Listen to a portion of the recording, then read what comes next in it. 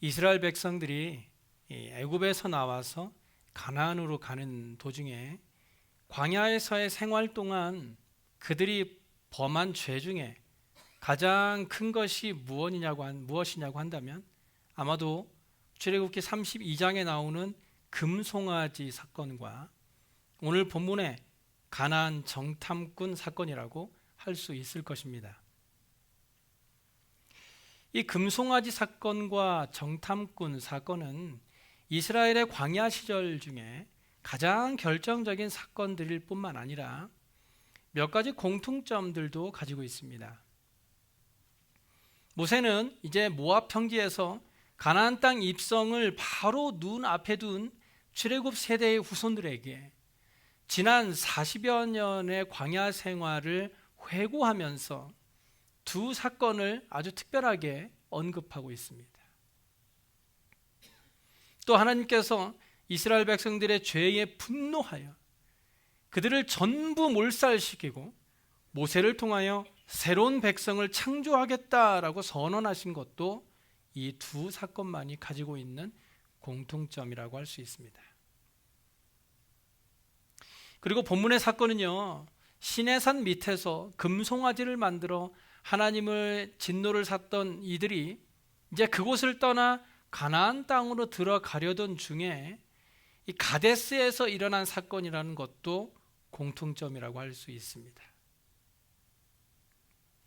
가데스는요, 브엘세바에서 남쪽으로 약 60마일 정도 떨어진 곳에 있으며 신광야와 바란 사이에 있었던 오아시스를 중심으로 형성된 지역이었습니다. 이 지역의 이름은 가데스 바네아, 엔미스밭, 무리바로 불리기도 하며 이스라엘 민족은 이 지역에서 40년 광야 생활의 대부분을 마치게 됩니다. 그런데 오늘 본문이 중요한 이유는요, 애굽에서 탈출한 이스라엘 백성들이 이제 가나안 땅을 바로 앞에 두고도 곧바로 약속의 땅으로 들어가지 못하고 40년 동안이나 광야 생활을 해야 했던 빌미가 되었기 때문입니다.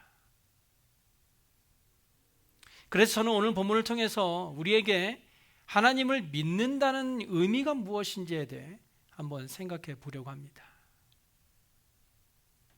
많은 사람들이 본문을 생각할 때 이스라엘 백성들이 곧바로 가나안 땅에 들어가지 않고 정복하지 않고 먼저 정탐꾼을 파견해서 그 땅을 40일 동안 정탐하게 한 일이 하나님의 명령에 의해서 그렇게 했다고 생각합니다.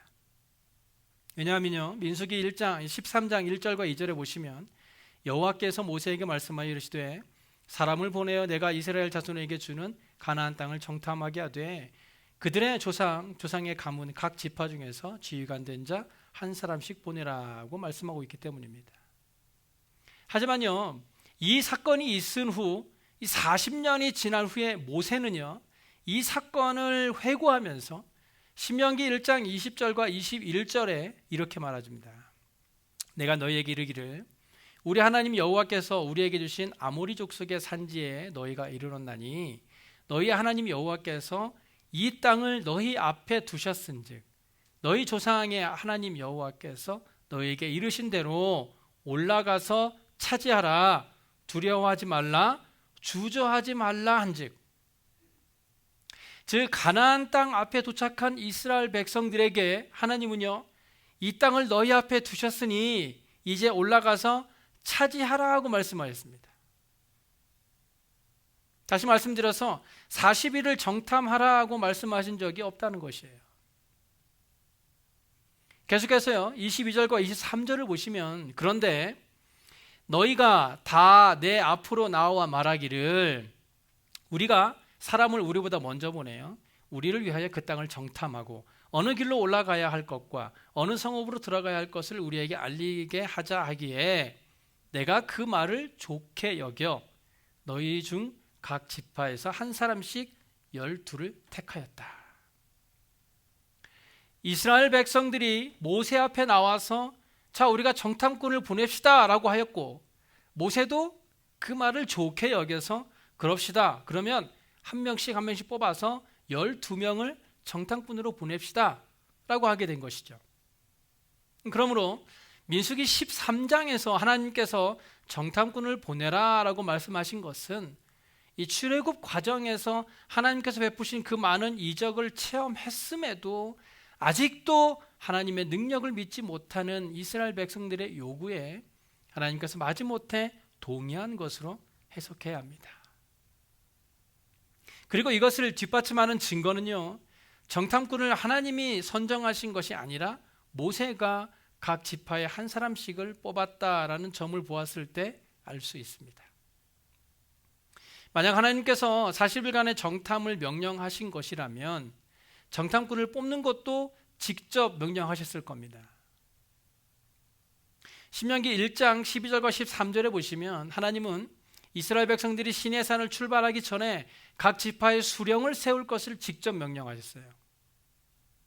또 가나안 입성을 앞두고 땅 배정을 위해 지도자를 세울 때에도 하나님께서 직접 명령하셨죠. 하지만 본문은 정탐꾼을 선정할 때 모세가 직접 지명했다고 밝히고 있습니다. 이런 점들을 생각해 볼 때 정탐꾼을 보내는 일은 처음부터 잘못되었다라는 것을 알 수 있습니다. 그리고 신명기 1장 37절을 보시면 모세는 훗날 이 일로 인하여 가나안에 들어가지 못하게 됨을 회고하고 있음을 볼 수 있습니다. 여기에서는 모세의 죄나 실수에 대한 언급이 없습니다.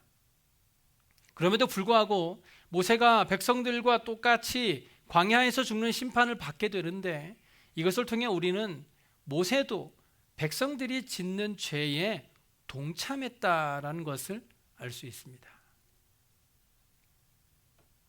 그렇다면 그들이 지은 죄는 무엇이었을까요? 이스라엘 백성들이 범했고 또한 모세가 그 죄에 동조했던 죄는 바로 하나님을 믿지 못한 것입니다. 바로 믿음에 관한 것이었죠. 하나님은 이미 가나안 땅에 대해 너무나 잘 알고 계셨기 때문에 이스라엘에게 그들을 이길 수 있는 군대가 있느냐 없느냐는 아무런 문제가 되지 않았습니다. 이스라엘은 군대도 없었죠. 군대 여부가 문제가 안 되었다는 것이죠. 이스라엘 백성들은 그들이 지금까지 해온 대로 그저 하나님만 믿고 하나님의 말씀에 순종하기만 하면 되는 일이었는데 오히려 하나님의 계획에 불안감을 표현하고 자기들이 보고 확실하게 믿을 수 있는 증거를 보여달라라고 요구했던 것입니다. 모세가 보낸 시명 12명의 정탐꾼들은요 40일 동안 가나안의 여러 곳을 두루 돌아다니다가 헤브론을 거쳐서 돌아오게 됩니다.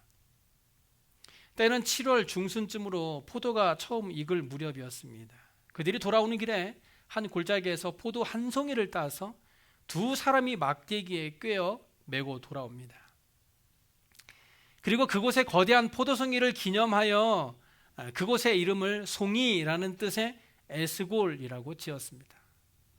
그만큼 그 땅이 비옥했다는 것이죠.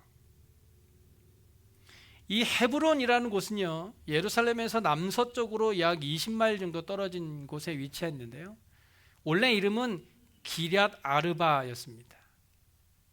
사무엘하 2장 11절을 보시면 훗날 다윗은 이 지역을 자신의 정치 중심지로 삼고 이곳에서 7년 동안 유다를 통치했다고 기록하고 있습니다. 이 헤브론에서 하나님은 처음으로 아브라함에게 가나안 땅을 약속하셨습니다. 이후 이스라엘이 애굽으로 내려가기 전까지 그들의 모든 선조들이 이곳에서 거주했다라는 기록이 창세기 35장 27절에 기록되어 있습니다. 그리고 이스라엘의 선조들과 그들의 아내들 중 이 라헬을 제외하고는 모두가 이곳에 묻혔습니다. 또한 이 땅은 아브라함이 벌써 값을 치르고 딴 상입니다. 산 땅입니다. 이와 같이 헤브론은요 이스라엘의 선조들에게 역사적으로 매우 중요한 의미가 있는 땅이었을 뿐만 아니라 이스라엘이 합법적으로 소유권을 요구할 수도 있었던 땅이었던 것이죠. 그러므로 이스라엘이 헤브론으로 올라가기를 거부했던 것은 하나님을 반역하는 행위였을 뿐만 아니라 자신의 권리를 포기하는 행동이었던 것입니다. 그런데 우리가 다 알다시피 이 정탐을 마치고 돌아온 정탐꾼들의 보고는 긍정적인 것과 부정적인 것을 동시에 가지고 있었습니다. 본문 27절에 당신이 우리를 보낸 땅에 간즉 과연 그 땅에 젖과 꿀이 흐르는데 이것은 그 땅의 과일이라고 보고했습니다. 그런데 문제는 바로 다음에 이어지는 28절에 그러나입니다. 그러나 그 땅 거주민은 강하고 성읍은 견고하고 힘이 클 뿐 아니라 거기서 아낙 자손 거인을 보았다. 그 땅에는 많은 족속들도 있었고 그것도 매우 강하고 용맹스러운 자들이 평지에서 산악지대에 이르기까지 그리고 요단에서 바닷가에 이르기까지 고루고루 퍼져 살고 있었고 그들이 거하는 성읍은 견고한 요새라는 것입니다. 역사의 기록에 보면요, 당시 가나안의 성벽의 높이가 915m에 그 폭이 45m였다고 하니까 이들의 평가는 매우 현실적이었다라고 볼 수 있습니다. 이에 30절에서 갈렙이 어두운 분위기를 바꿔보려고 노력하지만 그들은 오히려 더 큰 수렁으로 빠져 들어갑니다. 31절에 보시면 갈렙이 모세 앞에서 백성을 조용하게 하고 이르되 우리가 곧 올라가서 그 땅을 취하자 능히 이기리라 하나 그와 함께 올라갔던 사람들은 이르되 우리는 능히 올라가서 그 백성을 치지 못하리라 그들은 우리보다 강하니라. 정탐꾼들은요 거짓말을 하고 있는 것이 아닙니다. 이들은 지금 진실을 말하고 있어요. 그들이 가나안 땅의 거주민들을 이기지 못할 것은 당연한 일이었습니다.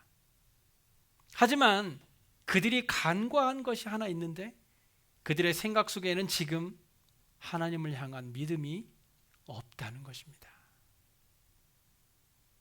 지금까지 하나님은 그들이 직접 체험할 수 있는 여러 가지 기적들을 통해서 하나님을 향한 믿음을 가질 수 있도록 하셨는데 하나님께서 약속하신 그 땅을 바로 앞에 두고서는 하나님을 바라보지 않고 가나안 땅에 거주하고 있는 사람을 보고 있다는 것입니다. 그런데 더 나아가 정탐꾼들은요 32절에 그 거주민을 삼키는 땅이라고 말하고 있습니다. 이 가나안 땅을 쭉 돌아보니까요 너무나 비옥하고 좋은 땅이 확실했습니다.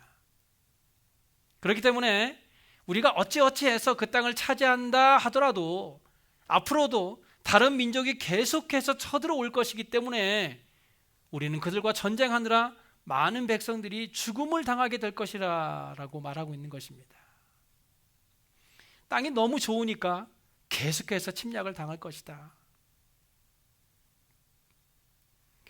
정탐꾼들의 이런 부정적인 보고는요 순식간에 백성들을 술렁이게 했습니다. 더 나아가 지금까지 백성들을 인도해온 하나님을 원망하며 여호와와 모세를 버리고 새 지도자를 세워 다시 애굽으로 돌아가자라고 말하였습니다. 사람들은 현실의 삶이 어려움을 당하게 되면 오히려 더 힘들었던 과거를 떠올리며 차라리 그때가 더 나았어 라고 생각합니다. 그때는 먹을 거는 없었어도 마음은 편했어 라고 하며 더 힘들었던 과거를 회상하게 되는 것이죠. 지금 이스라엘 백성도 그런 향수병으로 하나님을 원망하고 있는 것입니다. 그들의 원망은 정탐꾼들의 부정적인 보고로 인한 것이었습니다. 그런데 생각해보면 정탐꾼들은 이 부정적인 보고만 한 것이 아니었습니다. 하지만 그들에게는 2명의 긍정적인 보고보다는 10명의 부정적인 보고에 마음을 빼앗기고 말았던 것입니다. 우리의 삶 가운데 꼭 좋은 일만 있는 것은 아니죠. 그리고 누구나 매일을 행복한 날을 보내는 것도 아닙니다. 하지만 똑같은 사건을 바라보고 똑같은 처지에 있는 사람이라 할지라도 그 사건을 바라보는 시선이 어떠하냐에 따라 그것을 겪는 사람의 힘듦의 정도는 완전히 달라지게 됩니다. 예를 들어 우리가 지난주에 야외 예배를 했는데요, 어떤 분은 계속해서 비가 오다가 마침 그날에 비가 오지 않아서 날씨가 너무 좋아서 감사하다라고 말씀하시는 분이 계시는가 하면, 해가 너무 쨍해서 더워서 움직이기도 싫다라고 하시는 분들도 계시더라고요.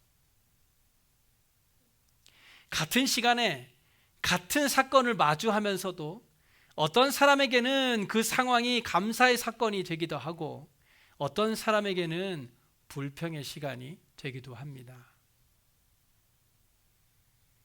지금 이스라엘 백성들은요, 다수결의 원칙에 따라 민주적으로 사건을 바라보았더니 도저히 할 수 없다라는 결론을 내렸습니다.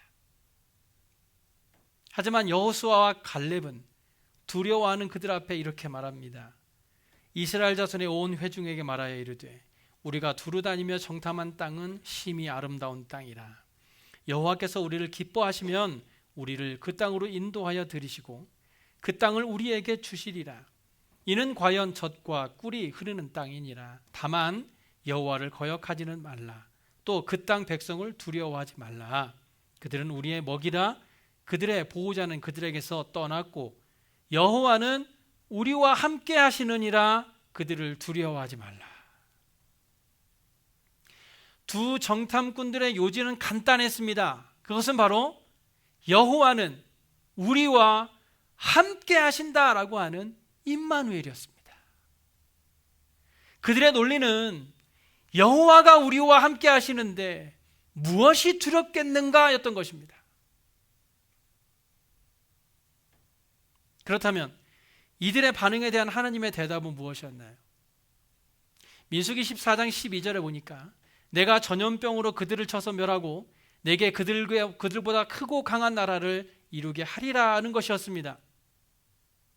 그런데 하나님의 이 말에도 그들은 하나님을 믿지 않았습니다.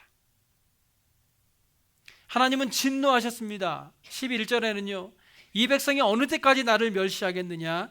내가 그들 중에 많은 이적을 행하였으나 어느 때까지 나를 믿지 않겠느냐라고 말씀하면서 하나님을 믿지 못하는 이스라엘 백성들을 심판하시겠다라고 말씀하였습니다. 하지만 모세는 하나님께 간절히 기도함으로 하나님의 마음을 돌리게 되죠. 진노하시는 하나님의 마음을 돌리기 위한 이 모세의 기도에는요, 세 가지가 담겨져 있습니다. 첫째는요, 13절부터 16절을 보시면 애국과 세상 사람들의 눈에 비추어질 하나님의 명예가 손실된다라는 것과, 둘째는 17절과 18절에 하나님의 진정한 권능은 죄를 지은 자들을 심판하는 데 있지 않고 오래 참으시고 용서할 수 없는 자들을 용서하시는 데 있다는 것이었습니다. 마지막 세 번째는 19절에 애굽에서부터 지금까지 베푸신 끊임없는 은혜와 자비의 강물이 계속해서 흘러야 한다는 것이었습니다. 즉 모세는요, 하나님의 명예와 그의 말씀과 그리고 그동안 행하신 일에 기초하여 이번에도 역시 이들을 용서해 주실 것을 부탁하고 있는 것입니다. 하나님은 이런 모세의 기도를 들으셨지만 이들의 죄는 심판하셨습니다. 비관적인 보고를 통해 온 백성을 불안에 떨게 한 정탐꾼 10명은 재앙으로 죽고, 또 20세 이상 된 사람들 중 여호수아와 갈렙을 제외하고는 모두가 가나안 땅에 들어갈 수 없거니와 40년의 세월을 광야에서 지내며 결국 광야에서 죽어야 했습니다.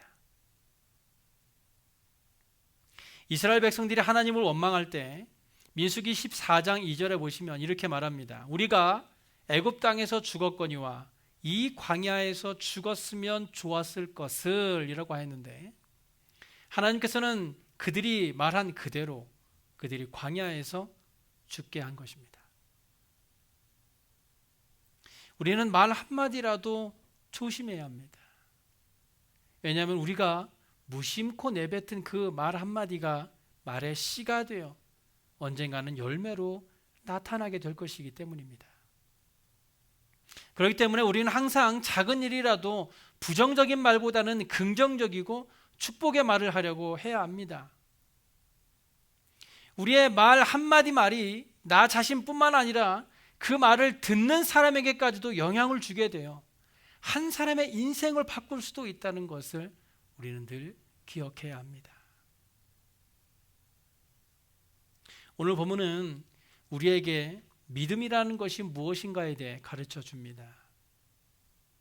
우리가 본문을 통해 알 수 있는 믿음의 정의는 믿음은 똑바로 보는 것입니다.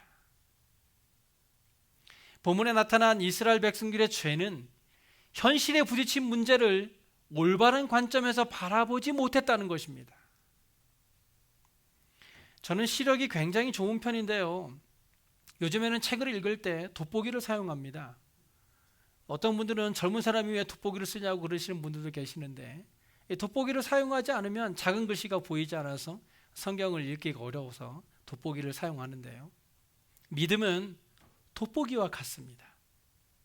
믿음이라는 것은 우리가 제대로 볼 수 없는 현실을 아주 또렷하게 볼 수 있는 돋보기와 같습니다. 10명의 정탐꾼들이 모두 입을 모아 할 수 없다고 할 때 갈렙은 민수기 13장 30절에 이렇게 말합니다. 우리가 곧 올라가서 그 땅을 취하자 능히 이기리라. 갈렙도 그들과 똑같이 크고 거대한 웅장한 건물을 보고 거대한 사람들을 보았을 것입니다. 아마 갈렙도 그들을 보았을 때 그들과 싸워서는 절대로 이길 수 없겠구나라고 생각했을 거예요. 하지만 갈렙에게는요, 믿음의 안경이 있었습니다. 갈렙은 다른 사람들에게 없었던 믿음의 안경이 있었기 때문에 희미하게 보이는 미래를 보지 않고 확실한 하나님의 약속을 볼 수 있었던 것입니다. 힘든 현실의 문제에 부딪혀 힘들어하는 분이 계십니까? 보이지 않는 미래 때문에 걱정하는 분들이 계세요? 예수 믿는다는 것 때문에 세상에서 손해보고 사람들에게 상처받는 분들도 계십니까? 베드로전서 1장 7절에 이렇게 말씀합니다. 너희 믿음의 확실함은 불로 연단하여도 없어질 금보다 더 귀하여 예수 그리스도께서 나타나실 때에 칭찬과 영광과 존귀를 얻게 할 것이니라. 우리에게 고난이나 연단이 있을 때 가장 필요한 것은 믿음입니다. 또한 믿음이 있다면 그 믿음 때문에 고난이나 연단이 따를 수밖에 없습니다. 하지만 우리에게 주어진 믿음의 연단은 하나님의 칭찬과 영광과 존귀를 얻게 할 것입니다. 이제는 우리가 믿음의 안경을 써서 하나님의 약속의 말씀을 바르게 바라봄으로 인하여 하나님을 믿는 확실한 믿음을 가지고 믿음의 연단을 잘 이겨나가서 하나님이 베푸신 놀라운 은혜의 때를 경험하는 저와 여러분의 삶이 되시길 간절히 소원합니다. 기도하겠습니다.